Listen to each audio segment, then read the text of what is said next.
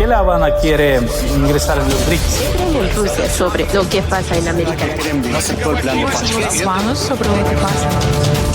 De Moscú a La Habana, tan parecidos como peculiares. Una coproducción de Cuba Debate y Sputnik que te acerca de primera mano la perspectiva cubana, rusa y multipolar sobre lo que pasa en el mundo. Hola, bienvenido nuevamente a nuestro podcast de Moscú a La Habana, una colaboración de Cuba Debate y Sputnik que pretende acercarnos a temas que están en la agenda en los medios de prensa. Mi nombre es Claudia Fonseca y les saludo desde La Habana, mi amigo Oleg Leonov Armas desde Moscú. Un día, Claudia, buenos días a todos los espectadores y aquí, como siempre, desde la capital rusa, dispuesto a analizar todos los acontecimientos que a usted les sea de interés desde una perspectiva de cómo ve lo Moscú y Rusia en general.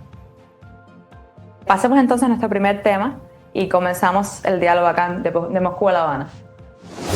Con interés, de Moscú a La Habana, analizando la dinámica entre continentes. Comenzamos entonces con nuestro primer tema del día. Vamos a hablar sobre las protestas que se están dando en Estados Unidos, fundamentalmente en el estado de California, a raíz de toda esta política anti-inmigrante del presidente Donald Trump.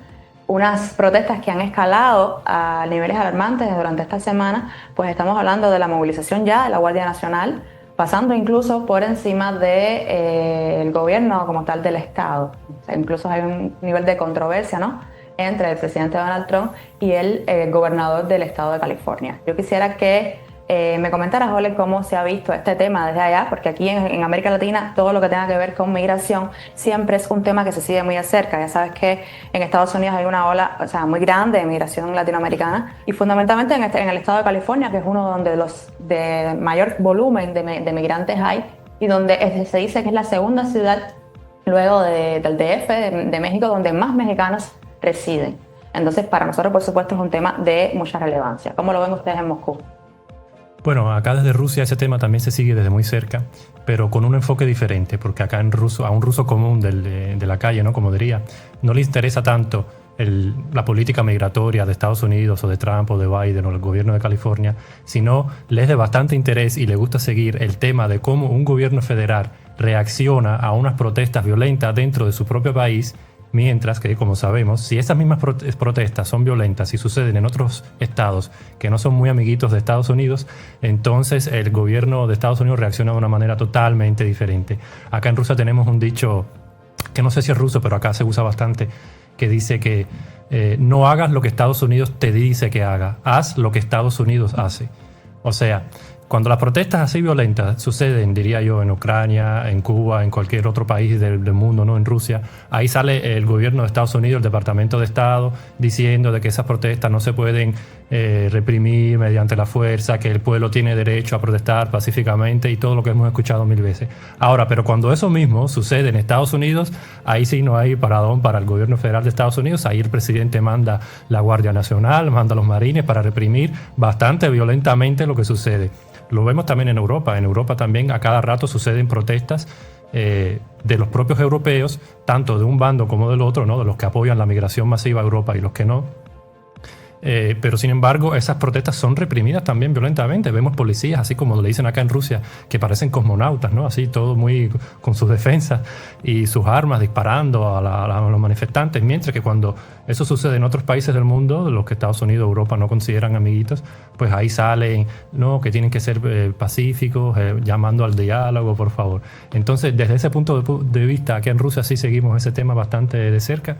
Y bueno, una vez más revela lo que siempre hemos hablado mucho aquí en este podcast, que lamentablemente en la política internacional y la política dentro estatal nacional, ¿no?, del país, de Estados Unidos, son cosas muy diferentes. Y una cosa es lo que Estados Unidos dice y otra cosa es lo que Estados Unidos hace. Es que Trump ha llegado incluso a aplicar una ley que hacía muchísimos años no se tomaba, ¿no? Pues, me refiero a este uso de la Guardia Nacional cuando creo que desde 1965 era que no tenía lugar un suceso como esto, aunque hemos visto, por supuesto, mucho más para acá, protestas que más o menos pudieran tener algún tipo de similitud. Estoy recordando cuando el asesinato del afro-norteamericano George Floyd, que fueron protestas masivas así, pero tampoco se llegó a esta decisión de movilizar a la Guardia Nacional. O sea, miles de militares en las calles para detener unos acontecimientos o unas manifestaciones que son legítimas, pues estamos hablando de que están sacando a los migrantes, pero no solo a ver, estamos hablando de ciudadanos que llevan años trabajando en Estados Unidos, que aunque no tengan una condición migratoria, un estatus legal quizás bien definido, bien establecido, son personas que están pagando impuestos, que llevan años trabajando en Estados Unidos, que tienen familias en Estados Unidos establecidas y que llegan a tu centro de trabajo, te sacan de ahí y entonces, por supuesto, eso ha generado un nivel de descontento en California, en Estados Unidos de manera general, que es por lo cual están manifestándose estas personas. Entonces, llegar con militares a reprimir todo esto es bastante alarmante, ¿no? Y a raíz de todo eso, a partir de ahí es que se genera este conflicto con el gobernador de California. Yo quisiera que tú me comentaras quizás cómo ves este tema, ¿no?, del conflicto con el gobernador de California. Pues bueno, acá en Rusia también se sigue bastante ese tema del conflicto entre el gobernador de California y Donald Trump, porque también revela un sistema político dentro de Estados Unidos que, por decirlo de alguna manera, no es muy estable. Porque es inimaginable, por ejemplo, que el gobernador de una región rusa contradiga las políticas del gobierno federal, porque son unas políticas unitarias, ¿no? Entonces, vemos cómo en Estados Unidos el gobernador puede permitirse ir en contra del gobierno federal, incluso, como dicen, salir a juicio y en un juicio tratar de derogar, ¿no?, todos esos mandatos que Trump tiene para implementar justamente, en caso de una protesta, la Guardia Nacional Estatal. Porque aquí hay que aclarar una cosa para nuestros espectadores, a lo mejor esto no les queda claro. Cada estado de Estados Unidos tiene su propia Guardia Nacional, pero el gobierno federal tiene el derecho de, en caso de alguna emergencia, declarar estado de emergencia, ¿no?, y tomar el control sobre esa Guardia Nacional por sobre la cabeza del gobierno estatal. Ahora, o sea, eso está en la ley de Estados Unidos. En eso Trump no viola ninguna ley.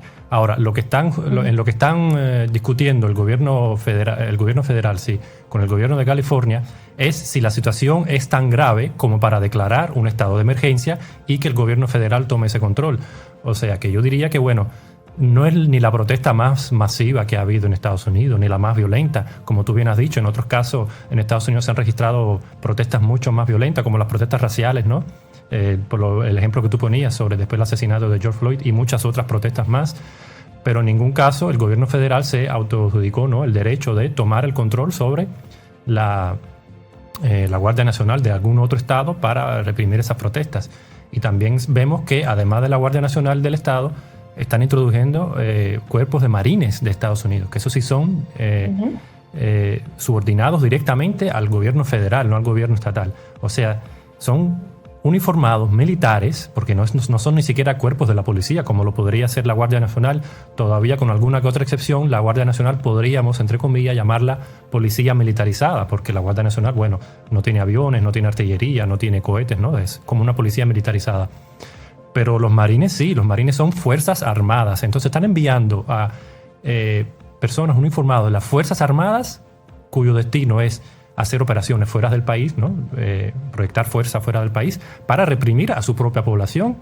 Y no solamente a su propia población, ¿no?, sino también a esos migrantes que tú vienes diciendo que vienen años viviendo en Estados Unidos. Entonces, para eso, por ejemplo, acá desde Rusia se ve inconcebible. Yo no me imagino que Putin dé la orden a las Fuerzas Armadas de reprimir, a las Fuerzas Armadas, no estoy hablando, no a la policía, de reprimir unas manifestaciones dentro de Rusia, porque el objetivo de las Fuerzas Armadas es defender de las amenazas externas, no de las amenazas internas, ¿no? Para eso está la Guardia Nacional, la policía, los sistemas de seguridad, para eso hay otros institutos. Entonces vemos este conflicto de poderes en Estados Unidos, de que siempre entre el gobierno federal y el gobierno regionales, ¿no?, de los estatales, hay un tira de afloja siempre, a ver quién tiene más poder. Y bueno, para nosotros acá revela una vez más ese complejo sistema de gobernanza que tiene Estados Unidos, de, como ya dije, ¿no?, de tira de afloja, y de que lamentablemente, para mi parecer, no han sabido conseguir una balanza, ¿no?, entre lo que es el gobierno regional y el gobierno federal. Entonces, todavía hoy, 250 años después de haberse fundado el Estado de Estados Unidos como país, siguen en ese proceso de a ver quién tiene más autoridad en qué situaciones. Y bueno, eso lamentablemente no le da estabilidad al país. Y le digo lamentablemente porque yo personalmente tengo muchos conocidos viviendo en Estados Unidos, y justamente en regiones con una población mayoritariamente migrante. Y yo no quisiera que ellos vivieran esa situación que están viviendo ahora los mexicanos en Los Ángeles o en Nueva York, por ejemplo, también. Eso es bastante triste. Desde acá, desde ese punto de vista, yo lo veo bastante triste.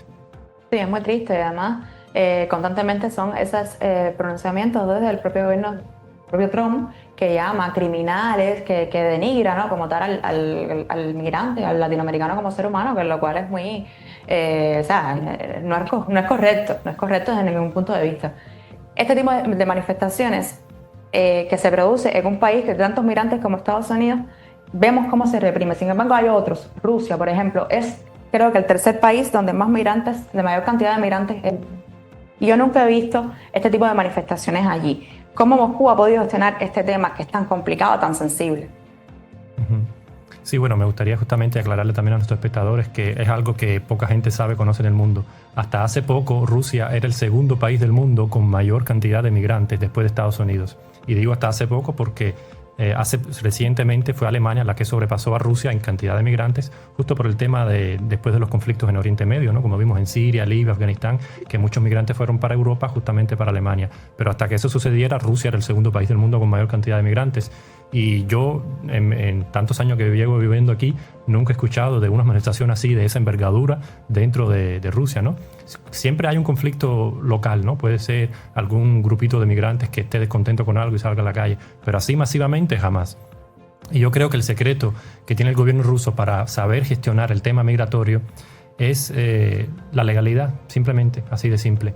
En Rusia, primero que todo, la mayor cantidad de migrantes que hay dentro de Rusia provienen de los estados postsoviéticos, ¿no? De lo que vendría siendo Kazajistán, Uzbekistán, muchos ucranianos. También pocos saben que el segundo país donde más ucranianos viven en el mundo, ¿no?, después de Ucrania, es Rusia. O sea, después de Ucrania, donde viven más ucranianos es precisamente Rusia. Casi 5 millones de ucranianos viven en Rusia.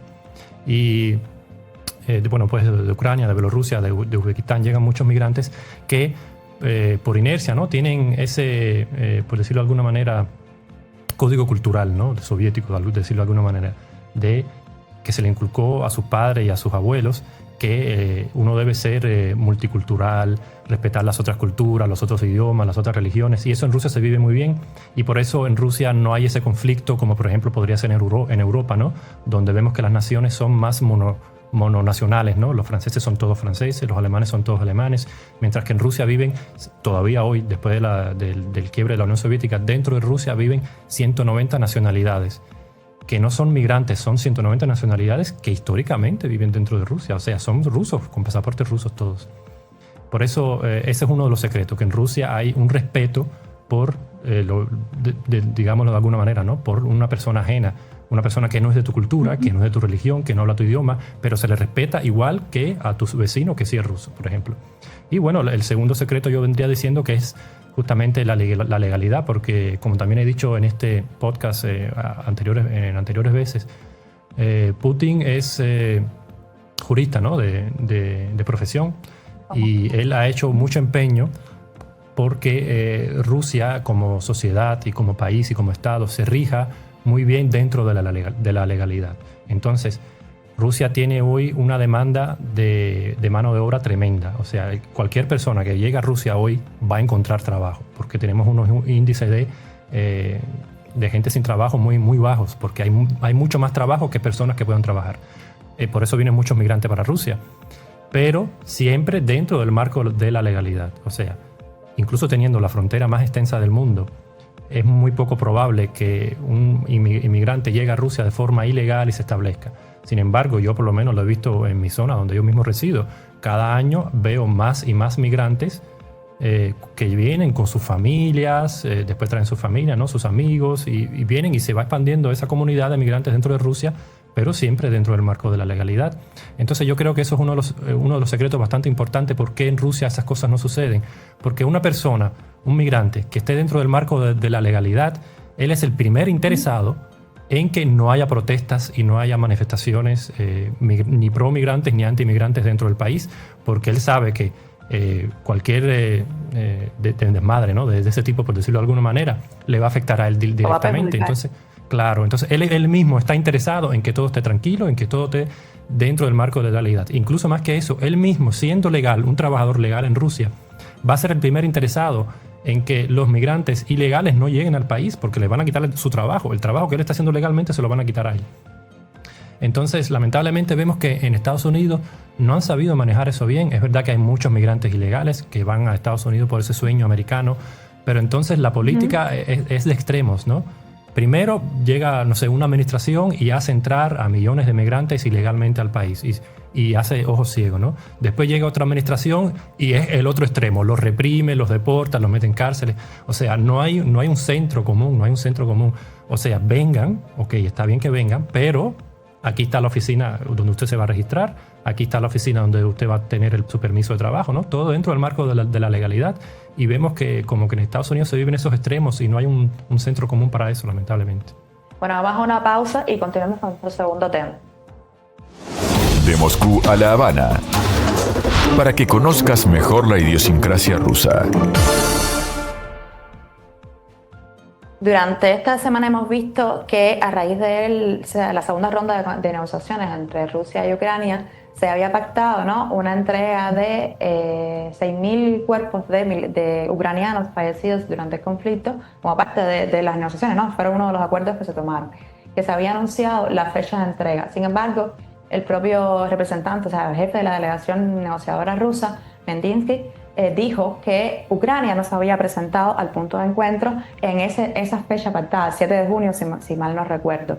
Yo quisiera que me comentaras por qué Ucrania actúa de esta manera, cuáles serían los motivos que la llevan, ¿no?, a actuar de esta manera y qué condicionamientos. Quizás he leído por algunos lugares que tiene que ver con la indemnización a los familiares, que no están en condiciones de asumirla. ¿Puede ser? Sí, eso es un tema bastante candente estos días acá en Rusia, porque, como tú bien has dicho ya, se pactó un intercambio de prisioneros y además de eso, Rusia, como gesto de buena voluntad, dijo que iba a entregar los cuerpos de los militares ucranianos recogidos, que Rusia recogió de los campos de batalla, se los iba a entregar a Ucrania. Porque todo este tiempo, quiero que quede también claro para nuestros espectadores, todo este tiempo Rusia ha acumulado muchos cuerpos de ucranianos porque Rusia es la que está avanzando en el campo de batalla. Entonces todos los cuerpos que Ucrania abandona en el campo de batalla, Rusia los recoge, los mete en camiones o vagones refrigeradores, ¿no?, para que no se vayan pudriendo y tal. Recoge sus documentos, identifica quiénes son y entonces están las listas, ¿no?, identificadas de las personas. Y Rusia, bueno, como gesto de buena voluntad, presenta a Ucrania, dice, bueno, le vamos a entregar sus cuerpos para que los parientes les puedan dar un entierro digno, ¿no?, para que no sean enterrados en una fosa común acá en Rusia. O sea, es un gesto más que todo humanitario de parte de Moscú. Y como tú bien has dicho, Kiev esta parte del acuerdo la ha estado torpedeando porque primero al régimen actual de Kiev lamentablemente no le conviene recoger esos cuerpos para entonces presentar a su sociedad que sí, que tiene muchas bajas en el campo de batalla. Porque esto va en contra de su narrativa de que Ucrania le está causando a Rusia unas bajas interminables y hay miles de cuerpos rusos regados por todos lados. Mentira. O sea, lo que estamos viendo es todo lo contrario, que son precisamente cuerpos de ucranianos regados que Rusia está recogiendo y se los quiere entregar a Kiev, a sus familiares. Y segundo, pues como tú bien también has dicho, que por ley ucraniana el régimen actual de Kiev tendría que indemnizar a sus familiares por esas muertes. Y lamentablemente vemos también que actualmente Ucrania como Estado no es un Estado que pueda mantenerse el mismo, ¿no? Depende muchísimo de la ayuda económica exterior. Y entonces estar entregando a 6.000 familias, ¿no?, indemnizaciones de este tipo, que no son bajas, son bastante altas, porque si no, no tendrían tanta afluencia, ¿no?, de militares para las Fuerzas Armadas. Es un golpe bastante duro para su presupuesto.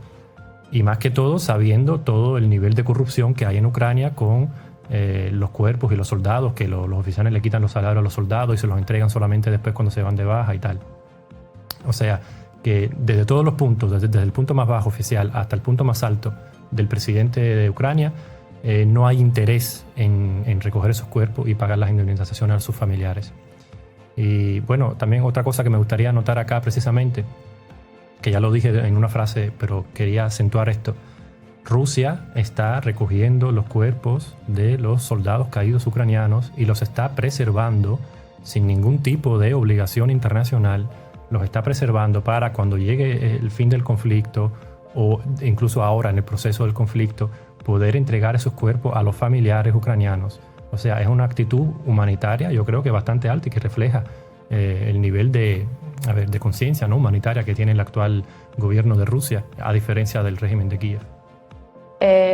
yo quisiera que me comentaras un poco sobre cómo es la situación, o sea, me ahondaras un poquito más sobre cómo es la situación en Ucrania actualmente, porque hemos visto la noticia que no está directamente vinculada con este tema de las negociaciones, pero que de alguna manera va a impactar, ¿no?, el devenir de Ucrania de este impuesto, este arancel que tenía la Unión Europea de todas estas producciones ucranianas, que ahora le van a quitar ese arancel, y entonces ahora se deprime muchísimo más la economía, y me imagino que eso impacta también, ¿no?, en toda la situación interna de Ucrania, y de alguna manera también va a tener que ver con el devenir de este conflicto.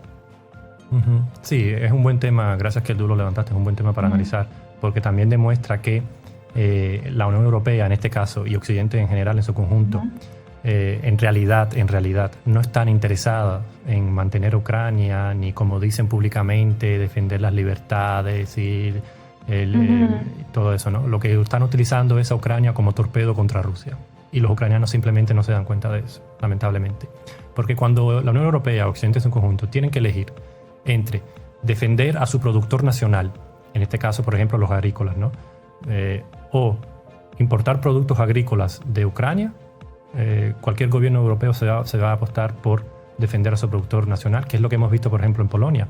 Recientemente en Polonia hubieron unas elecciones y venció un candidato que ahora es presidente electo, que es bastante antiucraniano en este caso. O sea, él apoya la lucha de Ucrania contra Rusia, eso 100%. Pero ahora, cuando es apoyar económicamente a un campesino ucraniano, por decirlo, a costa de no apoyar a su propio campesino polaco, no, ahí ya Ucrania se va para otro lado, porque nosotros estamos aquí para defender los intereses de los campesinos polacos. Y hemos visto en Polonia como han habido muchas manifestaciones de campesinos que justamente declaran esto. O sea, ¿por qué el gobierno polaco le compra productos agrícolas a Ucrania, supuestamente para ayudarla en su lucha, ¿no?, cuando nosotros, los productores polacos, no tenemos mercado para vender? Si se nos están pudriendo nuestros tomates, ¿no?, por decirlo de alguna manera, cómprenos a nosotros en vez de comprarle a los ucranianos. Entonces, ese es el trasfondo real, como nosotros lo vemos acá desde Rusia. Y de ahí viene todo eso, que le van a estar poniendo aranceles también a Ucrania, y cada vez vemos que cada año, cada mes que pasa, la ayuda financiera, ¿no?, de la Unión Europea o de Occidente en su conjunto hacia Ucrania siempre va cayendo a menor y menor, porque los propios países europeos y occidentales en general tienen sus propios problemas. O sea, ellos tienen muchos problemas que gestionar y en dónde gastar dinero que están entregándole a Ucrania, un régimen totalmente corrupto, que se sabe que la mitad del dinero que ellos entregan se lo quedan los bolsillos los altos funcionarios del país. Y eso lo saben los ucranianos, porque eso se habla bastante en todos los medios y en todos los canales, ¿no?, de internet. O sea, los propios ucranianos hablan mucho de eso, que el dinero que se les asigna no llega al ucraniano común. Y entonces yo creo que Occidente en su conjunto se está cansando bastante de esta situación. Están cansados de poner y no ver resultados, y mucho menos ahora cuando en el campo de batalla vemos que Rusia está avanzando en todos los frentes, y en el campo diplomático Rusia está obteniendo una victoria tras otra, como el caso de los cuerpos de los soldados ucranianos. Y es llamativo ahora que me estás hablando del tema de cómo se refleja la victoria, el avance de Rusia. En los medios de prensa no se habla así, o sea, es totalmente diferente. Esta operación telaraña famosa que se hizo, se presentó en la CNN, en los diferentes medios de prensa occidentales, como una gran victoria, un gran despliegue del régimen de Kiev, con un gran uso de drones, qué sé yo. Es verdad que tuvieron un impacto, pero no fue de esa gran connotación, o sea, esa gran connotación que se le quiso dar en los medios de prensa. Sin embargo, lo que sí se remarcó fue la operación de contraataque, ¿no?, que se lanzó desde Rusia, como un gran despliegue, como una venganza. El término que utilizaban era la venganza. Sin embargo, se trata de presentar siempre, una y otra vez, a esa Ucrania victoriosa, a ese Zelensky victorioso, cuando realmente podemos ver que no es tan así. Claro, es siempre, todo es un juego mediático, o sea, lamentablemente... Es un juego mediático, exactamente. Totalmente, lamentablemente, si Ucrania realiza un ataque, que vamos a ser sinceros, fue un ataque sorpresa, Rusia no se lo esperaba, y es verdad que causó daño, claro. Pero también, vamos a ser sinceros, no afectó en nada, absolutamente nada, ese ataque afectó el avance ruso en el campo de batalla, para nada, o sea, y siguen avanzando como seguían. Entonces, esa parte no te la cuentan. que bueno, siendo sincero, si Ucrania realiza un ataque, lo dan como, ay, qué ingeniosos son los ucranianos, cómo la hicieron, bastante bien, qué buenos son. Rusia realiza un ataque similar, son vengativos, son malos, lo hacen por venganza, o sea, pero si estamos hablando de lo mismo, o sea, ¿dónde está la imparcialidad, la tan alegada imparcialidad de la prensa occidental? No existe, lamentablemente no existe, y lo vemos una y otra vez.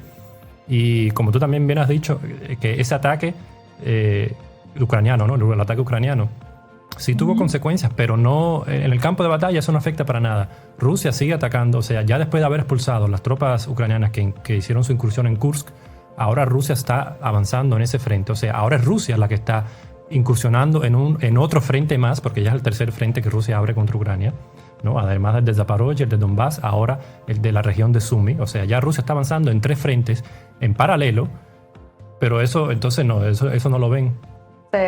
Los medios una vez más, ¿no? se colocan del lado de Ucrania con esta idea siempre de la rusofobia, rusofobia en el sentido de que malos son los rusos porque atacaron a Ucrania, en fin. Bueno, vamos a hacer una pausa acá y continuar con un tercer tema. Con curiosidad, de Moscú a La Habana, rompiendo los clichés de la propaganda globalista. Hemos visto también, hemos sido espectadores de un gran show mediático en estos días. Me refiero a esta disputa entre el magnate de las tecnologías Elon Musk y el presidente Donald Trump. Una relación que empezó, me refiero ahora en este segundo mandato de Trump como una gran amistad o una gran alianza, ¿no? Precisamente Musk fue uno de los mayores contribuyentes para la campaña del presidente Donald Trump. Y poco a poco fue ganando poderes en el sentido de ganando prestigio y relevancia dentro de la propia administración, llegando a ocupar un importante cargo. Sin embargo, en los últimos días hemos visto cómo han tenido diferencias a raíz de una propuesta de ley del presidente Donald Trump sobre un paquete de gastos de presupuesto que para Musk es abominable, así lo ha dejado reflejado en sus redes sociales. Yo quisiera que tú me comentaras un poco sobre cómo han visto esta disputa, que da la idea un poco de cómo está, de qué tan controvertido es, ¿no? La formación de cómo está constituido ahora mismo el gobierno estadounidense, las disputas de poder que pueden existir, esa selección de lo que nosotros acá en Cuba llamamos cuadros, serían representantes del gobierno, qué tan bien o qué tan mal lo están haciendo. O sea, que me des un poco tu opinión sobre qué trasciende, ¿no? De esta disputa entre ambos magnates. Bueno, desde acá de Rusia lo que estamos viendo, porque eso, como tú bien has dicho, ha sido todo un show mediático, o sea, casi que más que una noticia política, es una noticia de farándula, diría yo. Es como el divorcio de Shakira, más o menos. Entonces, más o menos. Sí. Entonces, lo que hemos estado viendo aquí, bueno, asombrado, como una telenovela, comiendo rositas de maíz, ¿no? Viendo todo cómo acontece todo eso. Porque lo que realmente, ¿no?, para nosotros nos demuestra eso es que una cosa es ser magnate económico, tener grandes empresas, y otra cosa muy diferente es gobernar un país. O sea, la idea de que cualquier persona que tiene un negocio multimillonario puede venir a gobernar un país y lo va a hacer de igual de bien, una vez más demuestra que no es del todo así y que fracasa a menudo esta idea. Puede que sí, pero la mayoría de las veces no. Porque como ya también he dicho también en este podcast en varias veces anteriores, hay que tener siempre en mente que Trump es un comerciante, más que un político en todo derecho. Él es un comerciante millonario que simplemente por su capacidad económica y su cantidad de fondos puede permitirse realizar una campaña política multimillonaria y ganar las elecciones presidenciales. Pero eso no significa que tenga la experiencia y las cualidades necesarias que debe tener un político. Y sobre Musk puedo decir lo mismo. O sea, vinieron muy entusiasmados con que van a hacer Estados Unidos grande de nuevo, y lo que estamos viendo es que con toda esta política arancelaria, más que causar daño a su propia economía, se están peleando entre sí también porque los magnates están perdiendo dinero y entonces ya no apoyan tanto a las políticas de Trump, las políticas arancelarias de Trump, ¿no? Y están perdiendo todo ese dinero. Como contraparte, como ejemplo contrario, podría poner también el ejemplo de Rusia, que una vez que el Putin mismo llegó al poder, él lo dejó muy claro, porque en los años 90 quien gobernaba en Rusia eran los multimillonarios, y sabemos que no fueron los mejores años para Rusia para nada. Con las mafias en las calles, con tiroteo, con inseguridad, con el pueblo viviendo casi en la miseria, rozando la miseria. Sin embargo, una de las cosas que hizo Putin al llegar a poder en los años 2000, Putin y su equipo, porque no solamente Putin, él tiene un equipo económico muy fuerte, fue precisamente eso, decirle, miren, ustedes son magnates, oligarcas, como se le llamaban en aquel tiempo, ¿no? Ok, dedíquense a sus negocios, nosotros no nos vamos a meter, pero ustedes no tienen que meterse en la política porque la están haciendo mal, porque están usando la política para enriquecerse ustedes mismos, mientras que el país y el pueblo está viviendo bastante mal. Entonces, poco a poco, año tras año, mediante una evolución del proceso de gobernanza acá en Rusia, él fue sacando a lo que es el poder económico del poder. Claro que, a ver, tampoco vamos a hacer ilusiones. Una persona que tiene millones en una cuenta bancaria tiene mucho más lobby, ¿no? Por decirlo de alguna manera, mucha más presión sobre el poder que un ciudadano común de la calle. Eso está claro. Pero lo que no debe tener es un acceso directo a la palanca de gobernanza, ¿no? Para eso están los políticos, que para eso estudiaron, que para eso escalaron escalón tras escalón y tienen la experiencia de cómo se gobierna un país desde el nivel, diría yo, municipal hasta federal, ¿no? Por decirlo de alguna manera.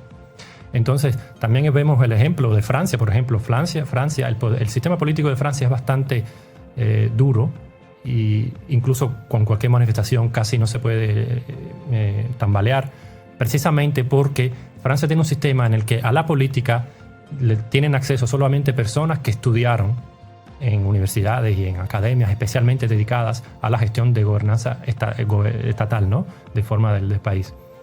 Lo vemos también en Gran Bretaña. En Gran Bretaña, aunque tiene otro sistema, es más bien aristócrata, ¿no? Son los que realmente controlan la política del país. Pero también esos aristócratas mandan a sus hijos a escuelas especiales, escuelas particulares, donde lo que estudian ellos es justamente gobernanza del país. Otros los mandan a universidades económicas que estudian más economía, pero es casi imposible que en Francia, en Inglaterra o en Rusia un oligarca así venga y diga yo quiero ser presidente y lance una campaña política y la gane.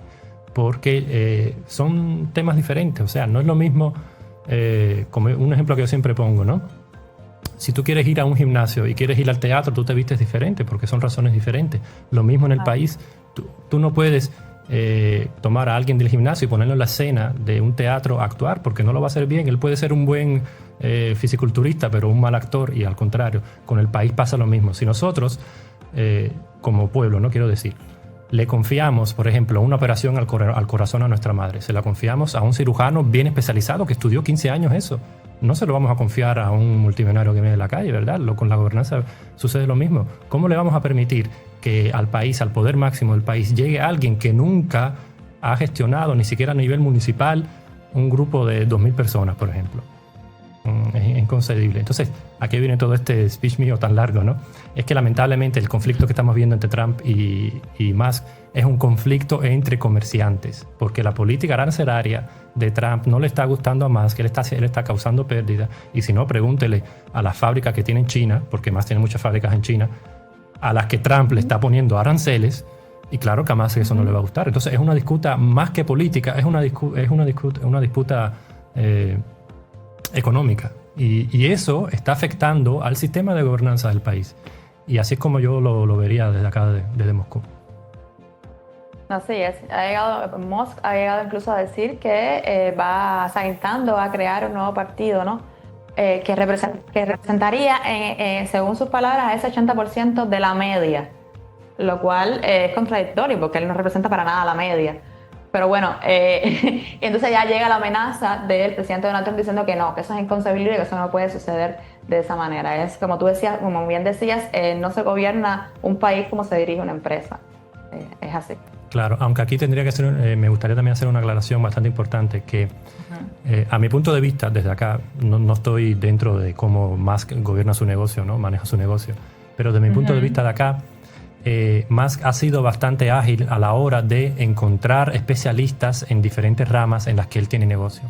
O sea, Musk no es un automovilista, sí. Sin embargo, él supo encontrar a personas especializadas en ese tema, y ahora su empresa Tesla es una de las que más vale. Musk tampoco es un experto, no estudió nunca cosmonáutica. Sin embargo, él supo encontrar a esos especialistas y darles los recursos y los instrumentos necesarios que ellos requieren para lanzar ese programa espacial que Musk tiene. Entonces, yo esta amenaza de Musk no me la tomaría tan a la ligera, porque él, con el dinero y con el recurso económico que tiene, si él mismo no se lanza a la política, pero si él encuentra a esas personas que sí podrían gestionar, ¿no?, un partido político o un movimiento político tercero, alternativo a ese bipartidismo que siempre tiene Estados Unidos entre demócratas y repúblicas, claro. Yo creo que si él le pone empeño a eso, y por lo visto él tiene la intención de hacerlo, yo esperaría unos 10, 15 años a ver dónde llega eso, incluso quizás antes, porque es verdad que lamentablemente el sistema bipartidario que tiene hoy Estados Unidos no representa a la mayor parte de la población.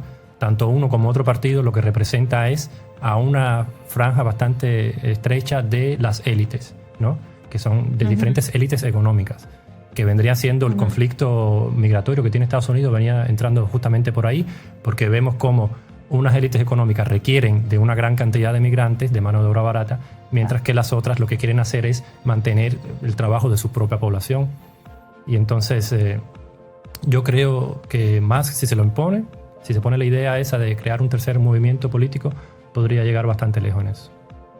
Habría que esperar. Esta novela da para rato. Sí. Bueno, llegamos entonces al final de nuestro podcast de Moscú a La Habana, una colaboración entre Cuba Debate y Sputnik que pretende acercarnos a temas que están en agenda en los medios de prensa. Vuelvo a insistir a nuestros usuarios en redes sociales que nos dejen sus comentarios para saber qué temas son de su interés y quizás tocarlos en otros espacios. Les reitero mis saludos de La Habana y desde Moscú, mi amigo Oleg. De Moscú a La Habana, tan parecidos como peculiares, una coproducción de Cuba Debate y Sputnik para que tengas una perspectiva más amplia de las noticias que llegan desde todo el planeta.